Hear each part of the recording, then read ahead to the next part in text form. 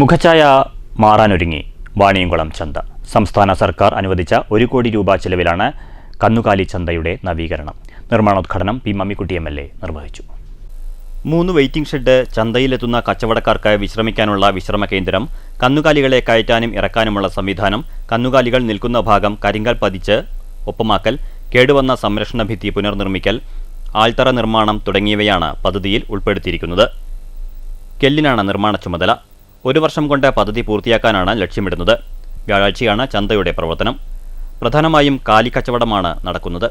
ആന്ധ്രാപ്രദേശ്, തമിഴ്നാട്, ഒഡീസ, കർണാടക എന്നിവിടങ്ങളിൽ നിന്നാണ് പ്രധാനമായും കന്നുകാലികൾ എത്തുന്നത്.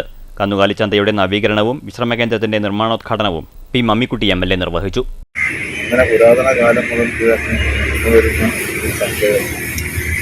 കാലഘട്ടത്തിന്റെ സൗകര്യത്തിനനുസരിച്ച് കൊണ്ട് കുറേയൊക്കെ നവീകരിക്കപ്പെട്ടിട്ടുണ്ടെങ്കിലും ഇന്നത്തെ കാലത്തിനനുസരിച്ച് കൊണ്ട് ഈ ചന്ത കുറേയും കൂടി നവീകരിക്കപ്പെടണമെന്ന ആലോചനയുടെ അടിസ്ഥാനത്തിലാണ് ബന്ധപ്പെട്ട ആളുകൾ പഞ്ചായത്ത് സമിതിയും കുടുംബസ്ഥാനത്തിൻ്റെ ആളുകൾക്ക് ആവശ്യപ്പെട്ടതിൻ്റെ അടിസ്ഥാനത്തിലാണ് 1 കോടി രൂപ ബഡ്ജറ്റ് വന്നത്.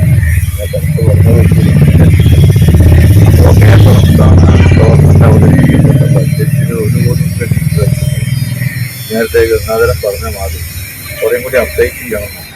വരുന്ന ആളുകൾക്ക് ഒന്ന് വിശ്രമിക്കാനും ഇരിക്കാനും ഒക്കെയുള്ള സൗകര്യം. വാണിയംകുളം ഗ്രാമപഞ്ചായത്ത് പ്രസിഡന്റ് കെ ഗംഗാധരൻ അധ്യക്ഷനായി. വൈസ് പ്രസിഡന്റ് പി ശ്രീലത, സ്ഥിരം സമിതി ചെയർപേഴ്സൺമാരായ C Sooraj, VP Sindhu, P Haridasan, panchayat അംഗങ്ങളായ V Sindhu, VP Prakashan, Sujith P Raj, D Sankaranarayanan എന്നിവർ സംസാരിച്ചു. News bureau, Ottapalam.